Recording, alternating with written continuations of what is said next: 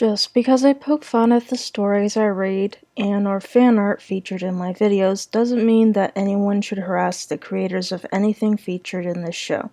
Cyberbullying is a serious issue that damages people emotionally and psychologically, sometimes to the point of self-harm and or suicide. Please keep any and all criticism constructive and reasonable for all parties involved. Thank you. Hey guys, what is up? This is GothGuy bringing you episode 11 of the Crappypasta show. Now, before I begin, I've been feeling a little under the weather lately, and also, as I have mentioned in Not Sure If Troll episode 4, I am slowing down because I am prepping to move, and I basically need the time to actually pack up and whatnot, so now that that's over, in today's episode, I will be reading Amethyst, Necromancer Pony, aka Death Pony. A very somewhat poorly executed pony pasta. Contrary to popular opinion, I don't think they're impossible per se, but it's just that pony pastas seem very difficult to pull off, because you kind of have to abandon the main mood of the show in the most subtle way possible, and it's really hard to be subtle when you're abandoning the mood of the main show, so therefore it's very difficult. Now without further ado, enjoy the show, guys.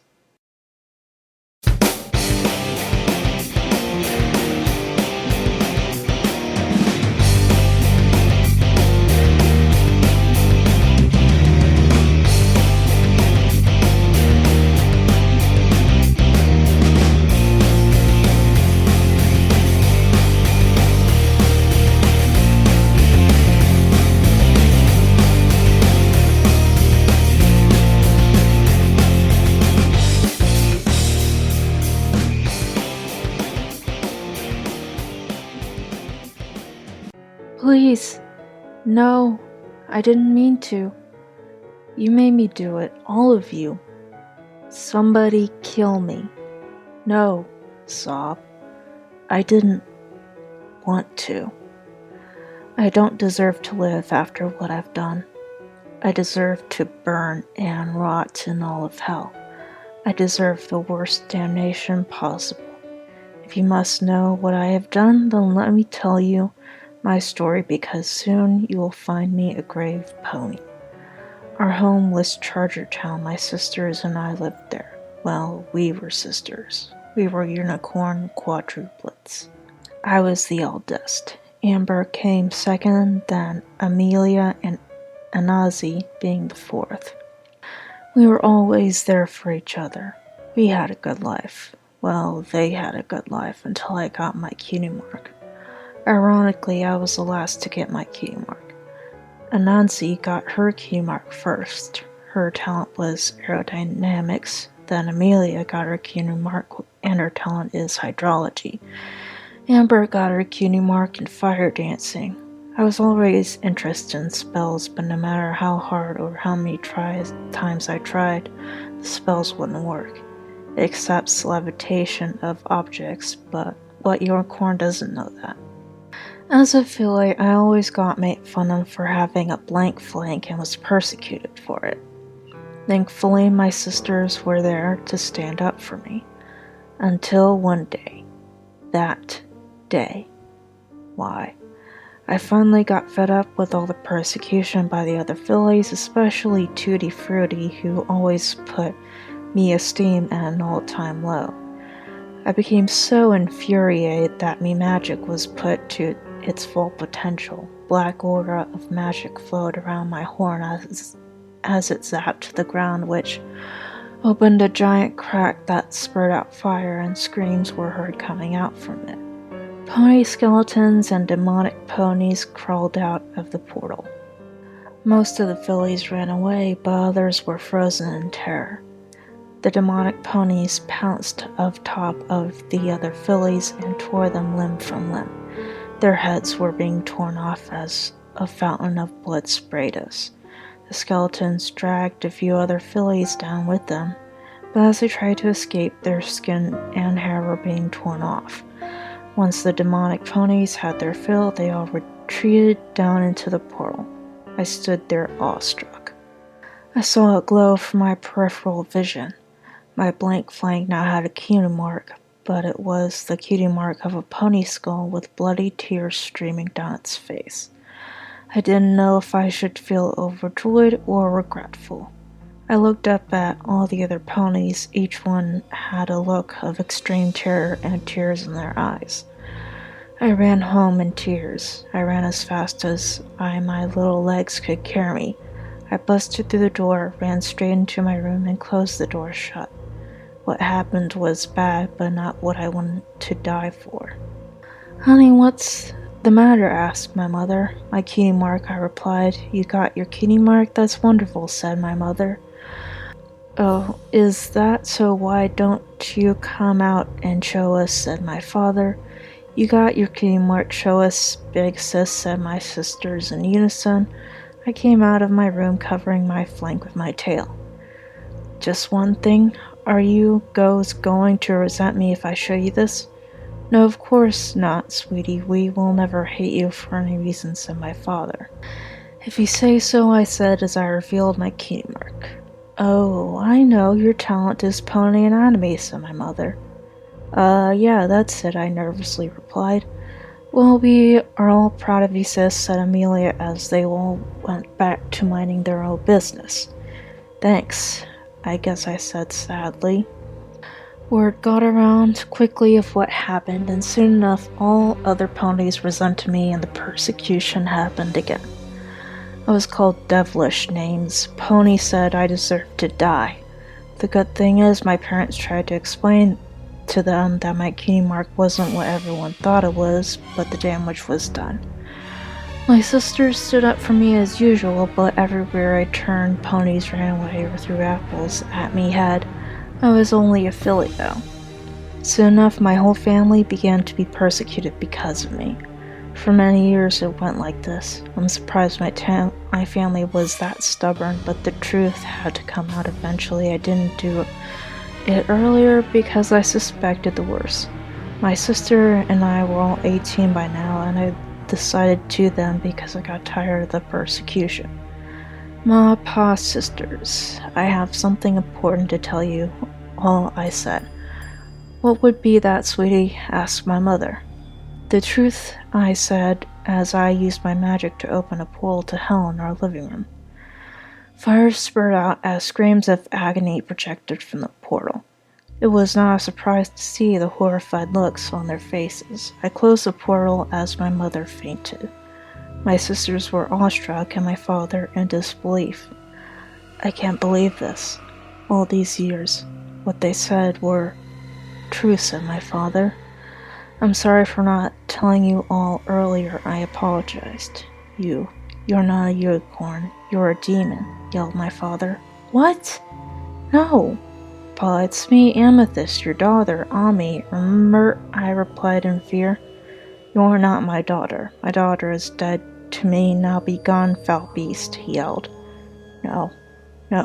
What have I done?" I whispered.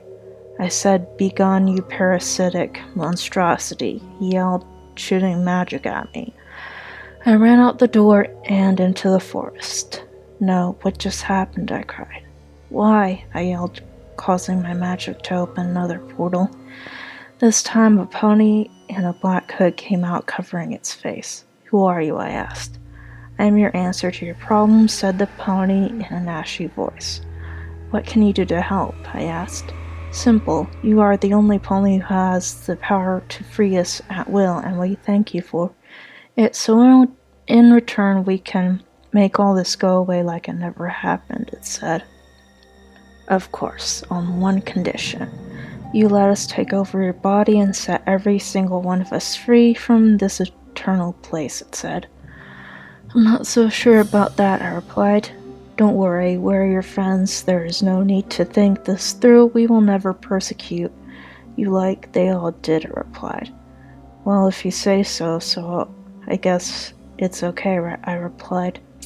The pony then transformed to a spirit and went inside me. I felt different. I felt amazing. The portal was still open, so I yelled in it. Come, my friends, let's be free, I said. The portal erupted as a rampage of spirits and demons ran out heading toward the town. Every pony was screaming. Buildings were burning. Blood splattered everywhere. Ponies were being mutilated as heads were being torn off and impaled on the spears of demons who carried them as trophies. For the first time in my life, I actually felt happy. Ami, what are you doing? Said a familiar voice. I turned my head to see Amelia with a worried face. I glared at her. Amber stepped into the scene. Ami, you don't have to do this. Anazi then came in. Sis, we know you went through a tough life after, but Papa and Mama are dead now, and we just escaped with only our lives left. Don't do this. I zapped them with magic as the three of them screamed in agony. I smiled at the misery. I enjoyed every second of it. I stopped zapping them once I assumed they were weak enough. Ami, no matter what you do and how you act, you're still our big sis, replied Amelia weakly. We love you for who you are, not any less. We always stood up for you, said Amber.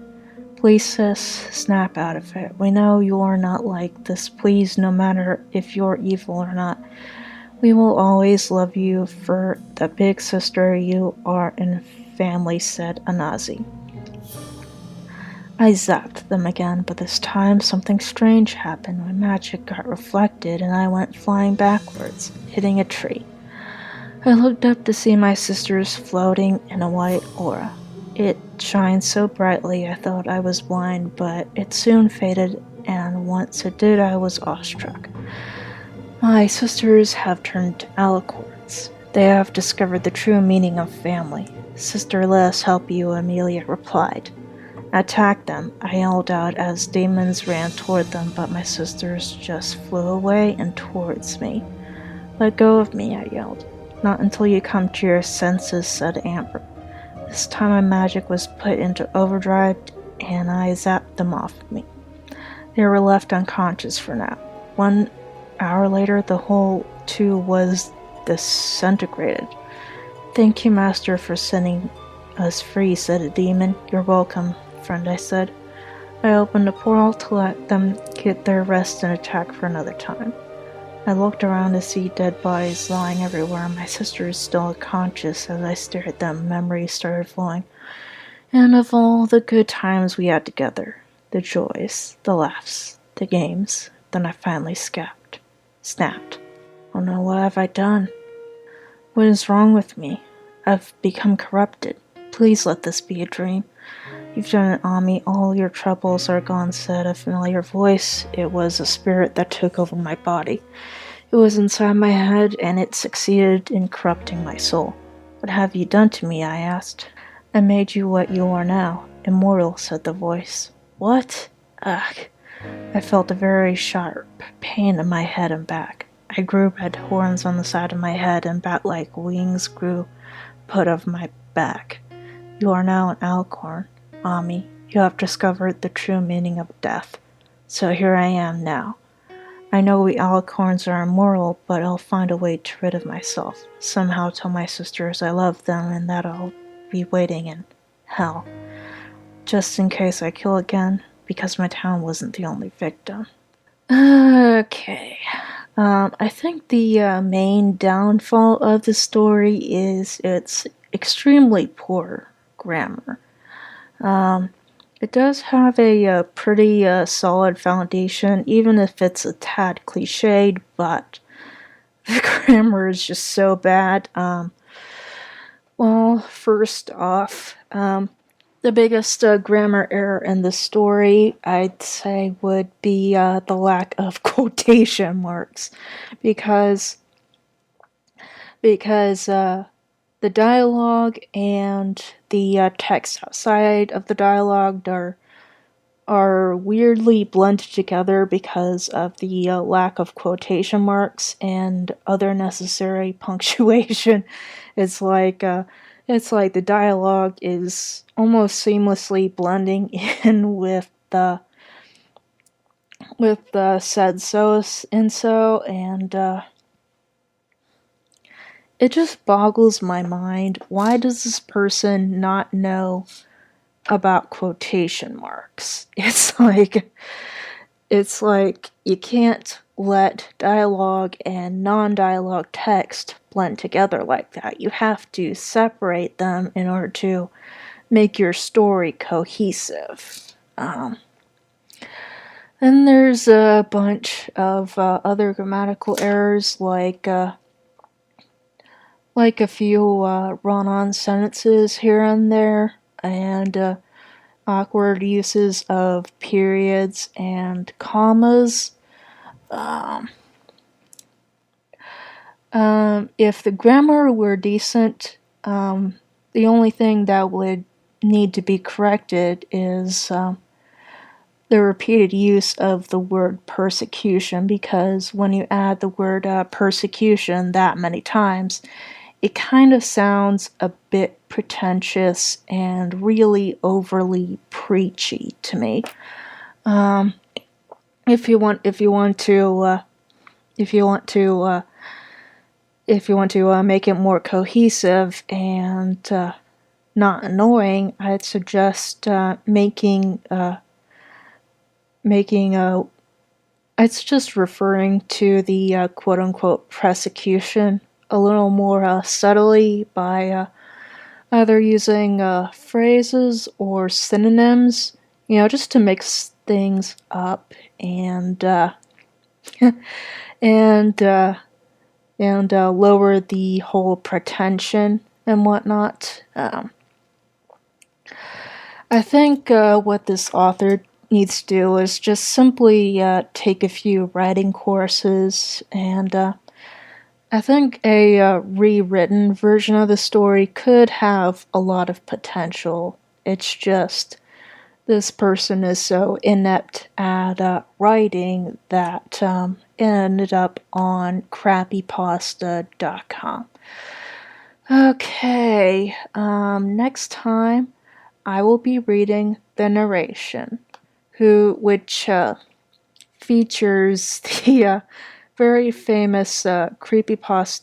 Well, he's not going to be in the video, but the story itself does refer to the very famous creepypasta reader, Mr. Creepypasta. Although he's not, like I said, he's not going to be in the narration, but he is referred to in the actual story. This is Gothcat signing out. Thank you and goodbye.